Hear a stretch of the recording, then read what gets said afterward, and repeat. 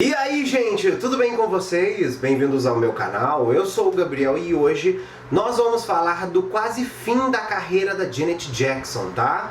Sim, pra quem não sabe, ocorreu um escândalo na carreira dela que quase foi o que causou, né, na verdade, de certa forma dizendo assim, causou o colapso da carreira dela, que faz hoje com que ela não consiga alcançar determinados lugares. Felizmente ela tá conseguindo contornar hoje, depois de muitos anos, tudo isso. A gente vai falar disso tudo nesse vídeo especial sobre Janet Jackson. Se você não é inscrito aqui no canal, já quero convidar você para você se inscrever, para você vir fazer parte da comunidade, porque vai ser muito bom ter você aqui com a gente, beleza? Para poder começar, vamos fazer um resumo rapidamente sobre quem é a Janet Jackson, né? Janet Jackson é a irmã mais nova do Michael Jackson, tá? Ela teve uma carreira gloriosa durante muitos anos no mundo da música, além de ter tido recordes maravilhosos na música dela mesma, e obviamente, né, ela se tornou um ícone musical nos Estados Unidos, que também gerou uma fórmula para mulheres dentro do mercado musical, tá? A Janet foi muito forte nos anos 80 e 90 e começo dos anos 2000, até o momento que aconteceu o que aconteceu, que fez com que a carreira dela virasse de perna pro ar. Tá? Bom, a primeira coisa que a gente tem que falar é que antes da gente chegar no acontecido do Super Bowl, que foi o que fez com que a carreira dela basicamente acabasse, né, dizendo entre aspas, a gente tem que levar em consideração os movimentos que estavam acontecendo na televisão, tá? A televisão americana estava passando por uma questão muito grande de mudança no quesito de shows ao vivo, as premiações estavam virando uma espécie de febre televisiva, sabe? E os artistas pop com isso começaram a ganhar mais e mais ainda espaço dentro da mídia e da vida das pessoas, né? Com isso, o halftime show do Super Bowl começou a atrair mais esse público. Também por outro lado, né, gente, da gente levar em consideração assim, é bom porque o público jovem consome esse tipo de conteúdo e não diretamente o público somente já adulto e assim, vou dizer, consagrado dos Estados Unidos. Na verdade, a pessoa vai assistir o futebol, mas acaba atraindo outros públicos que não assistem futebol por causa dos artistas. Basicamente é isso.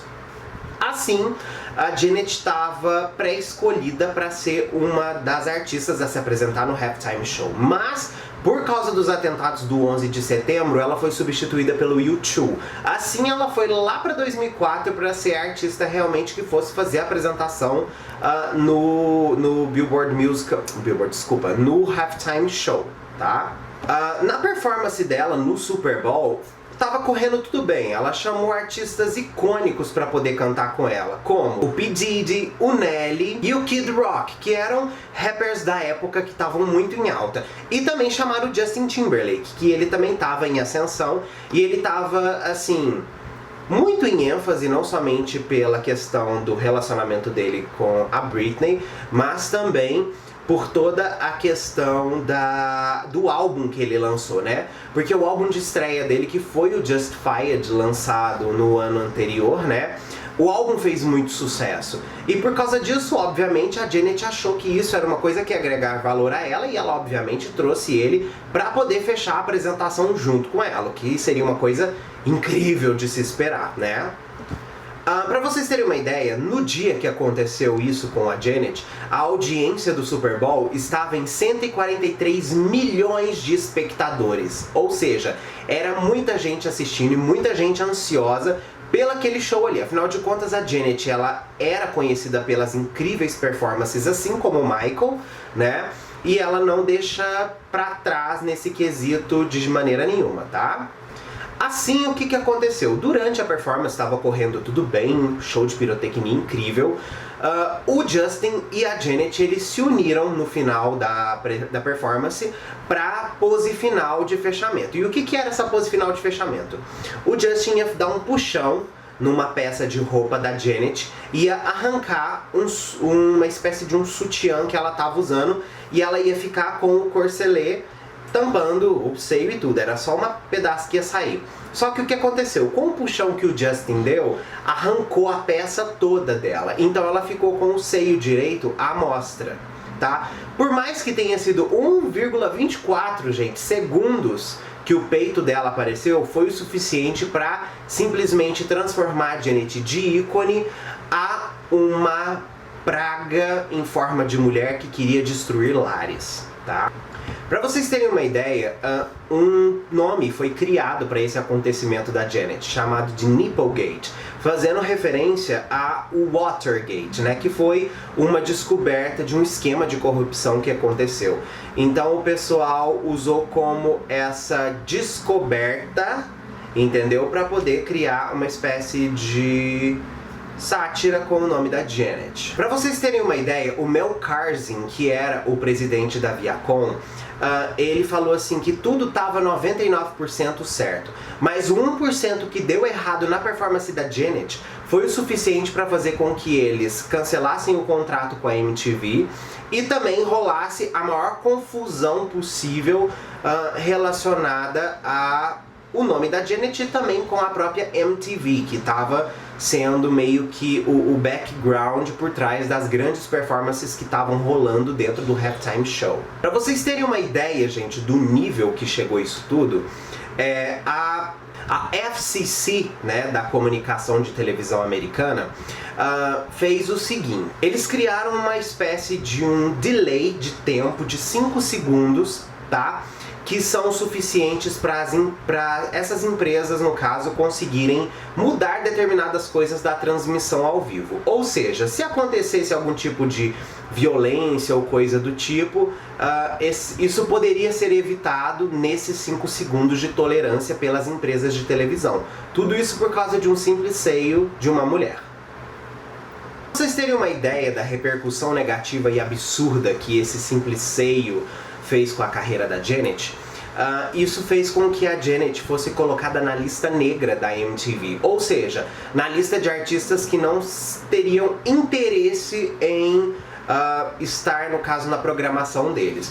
Ou seja, a gente tem aí visivelmente um caso machista e racista também rolando, né, gente? Porque primeiramente, tudo isso aconteceu por um problema de má função de roupa, né, num problema na própria performance, e eles transformaram isso num bicho de 7 cabeças, fazendo um boicote contra a própria artista e não permitindo que ela se reestabelecesse sobre o problema, tá? E também machista pelo próprio Justin Timberlake não ter sido uma pessoa que deu apoio a Janet durante o ocorrido. O Justin nunca falou do assunto. Então olha pra vocês verem que coisa mais desagradável. É uma coisa assim que a gente espera que a pessoa tenha empatia com o outro de resolver, mas a própria Janet disse que ficou desapontada porque o Justin não foi uma pessoa que esteve ao lado dela, sendo que o problema aconteceu ali de forma dos dois.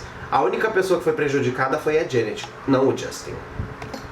Pra vocês terem uma ideia, gente, quando aconteceu esse negócio do peito, as emissoras começaram a receber telefonemas absurdos das pessoas criticando todo este problema que aconteceu com a Janet. Só que a gente também tem que levar em consideração uma outra coisinha que aconteceu também depois dessa época aí, que de certa forma faz com que a gente reflita sobre a hipocrisia do ser humano, tá? Como assim a hipocrisia do ser humano? Depois do ocorrido, gente, o YouTube virou meio que, por tanta necessidade de procura sobre o assunto e procura do vídeo do assunto, a plataforma do YouTube foi uma das plataformas que mais ganharam com isso, porque as pessoas encontraram o vídeo dentro do YouTube e assim começaram a assistir e fazer com que a plataforma crescesse, primeira coisa. Segunda coisa louca, as empresas pornográficas começaram a procurar a Janet, oferecendo dinheiro para ela por causa disso. O nome dela foi um dos mais procurados naquele ano, né? Foi o mais procurado naquele ano dentro de sites pornográficos, para vocês terem uma ideia. Ou seja, a hipocrisia está tão absurda que você vê pessoas ligando e fazendo notas de repúdio, enquanto uma outra grande parcela gigantesca procura ela como uma artista pornô, como se a interpretação de um simples peito fosse vista como uma coisa simplesmente que tenha sexualidade. Entende? Um peito. Quando a gente analisa isso e a gente vê a hipocrisia, a gente pega pelos halftime shows De algum tempo depois, em que a gente vê aí, por exemplo, o Adam Levine do Maroon 5 sem camisa fazendo uma performance. Ele também estava seminu, mas o machismo é tão grande e tão assim, e vela de certa forma a questão da mulher, né? Que você vê que um simples peito à mostra se tornou uma coisa monstruosa, enquanto outras pessoas exibem muito mais e falam coisas muito piores e não são julgadas. Entende? Isso é muito pra gente poder refletir, sabe, gente? Rolou também uma multa a ser paga pela própria MTV pra empresa de vários milhões de dólares por causa do ocorrido. Como eu disse, o boicote à Janet começou e foi muito difícil dela conseguir se reestabelecer como artista, tá? Pra vocês terem uma ideia, no período de 2004 e 2005, que foi o auge de toda essa confusão, a Janet, para piorar as coisas, vou dizer assim, a Janet resolveu entrar para um filme, gravar um filme, né? E o que aconteceu? O filme chamava Tennessee. Ela ia fazer parte desse filme e ela estava fazendo um ganho de peso, tá? Ela para virar a personagem do filme. Isso tudo ela falou na Oprah, tá? E o que aconteceu? As pessoas começaram a ligar o ganho de peso da Janet a problemas de depressão e outras coisas, tudo isso causado pelos boicotes que ela estava sofrendo, pelas outras coisas todas que estavam rolando. Então assim, quando você reflete por essa ótica de você pensar, cara, ela tá sofrendo, por isso ela tá descontando na comida, que não sei o que lá, eu falo isso pra você. Eu sou uma pessoa que come por emocional. Todo esse peso que eu ganhei nos últimos anos foi exatamente por causa da minha depressão, da minha ansiedade. Então, de certa forma, eu entenderia se isso acontecesse com a Janet, tá? Eu acho que isso seria uma coisa assim, da gente analisar e a gente falar, ok, eu entendo o lado dela. Mas, segundo a própria Janet, foi simplesmente para o filme Tennessee, que acabou sendo movido para o ano de 2006 e foi o ano que ela não pôde fazer o filme. Então, o que aconteceu? Ela cancelou a participação dela no filme, depois de ganhar todo esse peso, porque ela tinha que lançar o álbum seguinte dela, que era o 20YO, tá? Que, assim, sofreu ainda assim boicote midiático, tá? Eu acredito que todo o fracasso, dizendo assim, do disco 20YO e dos trabalhos seguintes da Janet, por mais que ela foi engajada a entrar numa gravadora e fazer um disco assim que também que foi o sucessor do 20YO, que é o Discipline, que é um álbum que literalmente ela fez porque a gravadora entregou pra ela um planejamento, você tem que gravar isso e fazer isso pra gente fechar o contrato, e ela fez o disco do jeito que eles queriam e também não deu certo. Mostra como isso foi uma coisa remoída e muito pior, não somente por ela ser uma mulher, mas também por ela ser negra, por ela ser irmã do Michael Jackson, e todas as outras coisas parecem que juntaram a favor de uma onda de ódio contra ela. Pra vocês terem uma ideia, essa reestruturação da Janet Jackson como pessoa e como artista só começou a acontecer de verdade, midiaticamente falando, em 2015, com o lançamento do álbum dela, o disco Unbreakable, em que ela falou sobre diversos assuntos relacionados a ser forte em determinadas situações e também a mudar a imagem dela pessoal.